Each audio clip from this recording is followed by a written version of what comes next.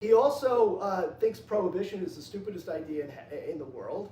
And to give you an idea of how he operates, he decides he's going to show the hypocrisy of prohibition one day. In his congressional office, he buys, or he had somebody buy, near beer, like sort of, 0.5 alcohol, and then this malt concoction, which was legal because it was medicinal. He brings in reporters and mixes it and says, "Here you go, boys." And of course, he knew his audience. The reporters are drinking it.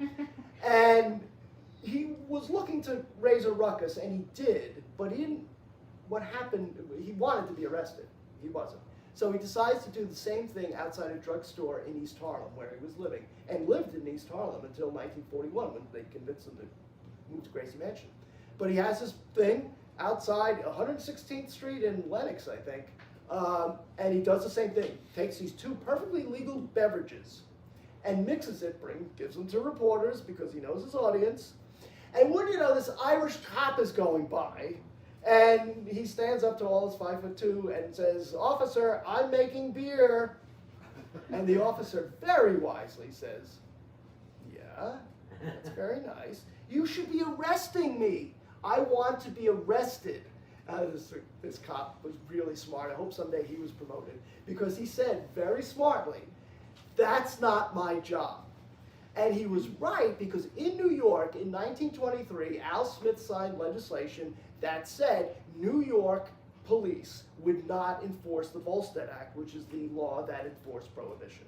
If the feds wanted to enforce prohibition, they could send in the revenuers, and that was fine. But New York State Police, the NYPD, the Buffalo Police, the Syracuse Police, were told not to enforce prohibition. So that cop, and LaGuardia had to know that too, by the way.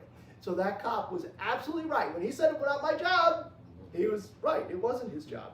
So, but it still got the publicity LaGuardia wanted, and that's exactly what it was all about. Look at the hypocrisy. Are you kidding me? You say ordinary people can't have a beer. I just made a beer. Come on, right?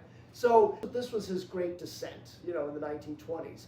And then as mayor, of course, he just took the job like Ed Koch. I mean, Ed Koch is the obvious example, or the obvious comparison.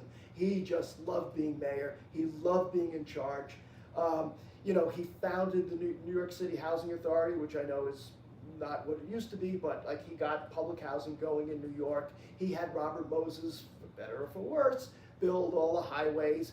Central Park was a disaster in 1933 when LaGuardia took over. Within a year, the New York Times was saying, he's worked a miracle, And he basically told these workers, "Oh, I'm giving you the dignity of labor. You now give me the dignity of your labor." Like, in other words, don't be sitting on a shovel. Like, do your job. So he got that accomplished. He cleaned up the police, and at the same time supported the police. His first day of office, he went down to police headquarters and said, "Okay, all of you who think you're going to be promoted because you know somebody, you should quit now. All of you who think that you're going to let some of your friends get away with things, you should quit now." And he goes down the list of all the, and the cops like sweating bullets, right? But then he gives the opposite message. At one point he says, "I don't care," this will sound familiar.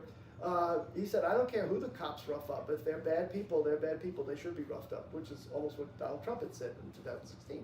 Like, he was pro-cop in that regard. He really didn't question the cops when it came to actually enforcing the law, but he had no patience for corrupt cops.